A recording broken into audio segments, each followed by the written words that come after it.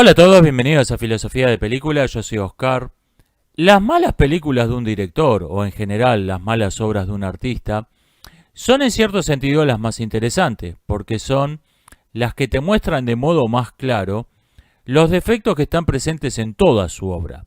Lo que pasa es que en las buenas películas, estos defectos o no se notan, o se combinan de modo hábil con otras cualidades del film y pasan por virtudes. Por eso, quiero analizar El lugar para niños peculiares de Miss Peregrine, de Tim Burton, porque me parece que es donde más claro se ve lo que me parece a mí una falla central en Tim Burton, que es el trasfondo ideológico de sus películas. Lo voy a llamar el timbartismo a esto. El timbartismo es la idea de que hay algo mal, intrínsecamente malo en ser normal, y la visión de los freaks, de los extraños, de los extravagantes, como una raza superior, como seres esencialmente superiores, cosa que aparece de modo totalmente explícito en esta película. Pero si vemos, está siempre ahí, desde Edward Scissorhands, desde sus Batman, estuvo siempre ahí, esto. Lo que pasa es que en esta película, como es muy mala, se nota, se nota especialmente esto. Es interesante varias comparaciones con otras películas que se pueden hacer de Miss Peregrine y donde notamos estas diferencias. Por ejemplo, podemos decir que esta película es Big Fish, es una precuela de Big Fish, solo que el viejo charlatán que inventa cuentos locos tiene razón, lo que decía era verdad. Por ejemplo, se la ha comparado a los hombres X, a que X-Men, el hogar de Miss Peregrine parece la escuela de Xavier de los hombres X, y esta comparación es especialmente interesante porque nótese que ese parecido superficial, cuando analizamos en detalle, en realidad es exactamente lo contrario.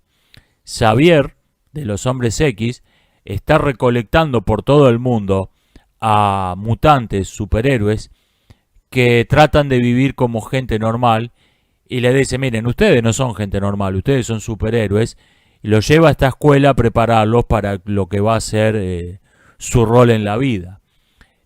Miss Peregrine y otras similares, otras personas similares, lo que están haciendo es apartar del mundo a estos niños peculiares, a estos mutantes, a estos superhéroes, y decirle ustedes no, ustedes tienen que quedarse aparte del mundo, ser eternamente niños y, y no tener ninguna interacción, que el mundo no se entere de que existen.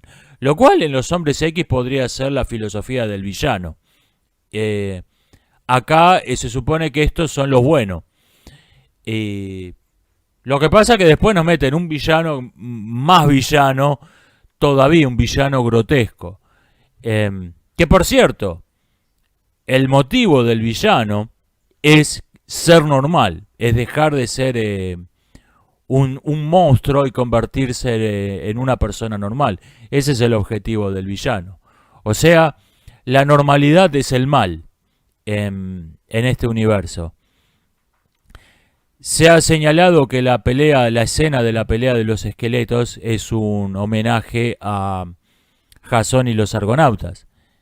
Sí, pero adviértase que en esta película los esqueletos son los buenos. En Jasón y los Argonautas, en la pelea, los esqueletos eran minions del villano. Etcétera. Tenemos algo que suena familiar, pero donde se ha invertido la moraleja.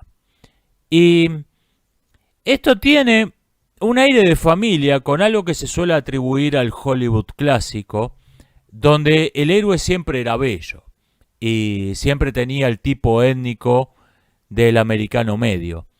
Y en cambio el villano era feo, era deforme, era de un tipo racial extraño. Y esto para empezar es verdad hasta cierto punto. La idea de que puede haber un alma bella en un cuerpo feo, siempre estuvo ahí, siempre se han contado historias con esta moraleja. Pero supongamos que ese sea el caso.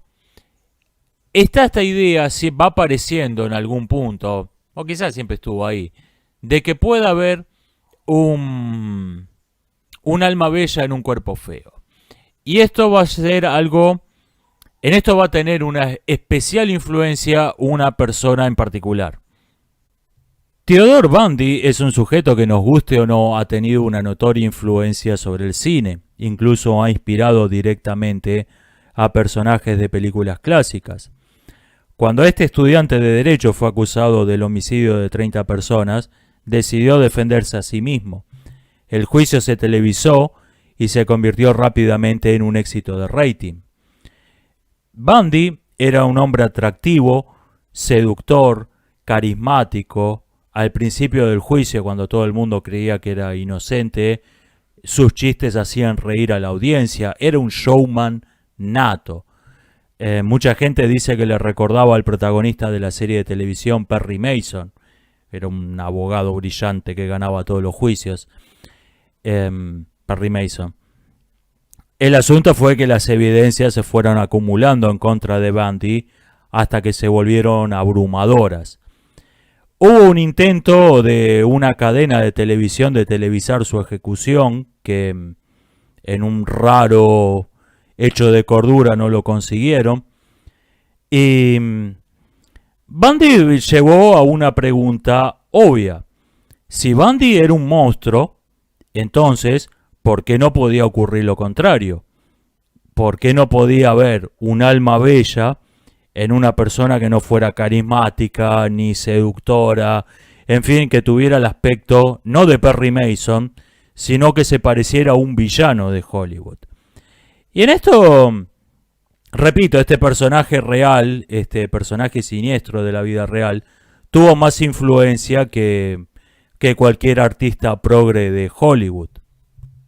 Ahora bien, una vez que esa idea se convirtió en un cliché, puede haber un alma bella en un cuerpo feo y viceversa, no hay que juzgar a alguien por su aspecto, bla bla bla. Eso fue algo así como el primer paso de la ventana de Overton. El discurso se empezó a cambiar en pequeños pasos graduales hasta llegar a la inversión completa del discurso original. De puede haber un alma bella en un cuerpo feo se pasó a solo puede haber un alma bella en un cuerpo feo. Los bellos, los populares, las personas que tienen modales refinados, si un personaje escucha música clásica en una película de Hollywood de las últimas décadas, sin dudas es el villano. Últimamente, el villano puede ser solamente blanco y hombre, etc. Este fue el primer paso. Y después, el paso siguiente se da claramente con Tim Burton. Ya desaparece esta idea del alma bella al cuerpo feo y se pasa directamente a la fealdad es algo bueno. Ser un freak psicológicamente, físicamente o por la razón que sea, es algo intrínsecamente bueno. Lo normal es el mal. Ser normal es algo intrínsecamente malo, o incluso el mal es la normalidad. Por ejemplo, con esta historieta de la que se estuvo riendo todo el mundo, de la hija de Starfire de DC Comics, comentaba un crítico con mucho acierto que es una persona, el personaje, la protagonista de ese cómic, es una persona fea por fuera y todavía más fea por dentro. O sea, no es la moraleja de, bueno, alguien puede ser feo por fuera, pero tener un alma bella. No, este personaje que están presentando como alguien para ser admirado, es feo por fuera y es todavía más feo por dentro. Es una persona envidiosa, resentida, que odia a su madre, a pesar de que vive de ella. Es una porquería de persona y además es horrible exteriormente. Es una persona horrible por dentro y horrible por fuera. Y vemos esto en las películas de Tim Burton y especialmente en Miss Peregrine. Esta idea de, miren, somos peculiares, somos algo maravilloso. Yo veo estos personajes y veo un montón de egoístas, misántropos. ¿Por qué deberían importarme en lo más mínimo?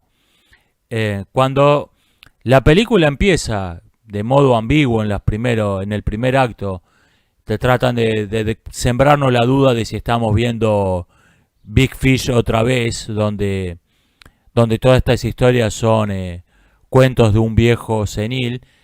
Y ahí aparece el discurso de que sí había monstruos en Polonia en la década del 40 y sí mataban niños, pero no tenían tentáculos, no eran los monstruos que contaba los cuentos del abuelo. Esa referencia histórica es interesante. Esta película transcurre al mismo tiempo que el Holocausto. O sea, al mismo tiempo que está ocurriendo esta historia, hay campos de concentración en Alemania, en el Imperio Nazi. En China también, en Rusia también, pero esos no eran monstruos, esos eran idealistas que soñaban con un mundo mejor, así que no importa. Pero existía, pero existía el Holocausto en ese mismo momento. Y esta gente no hace nada. Esta gente que tiene superpoderes no hacen nada.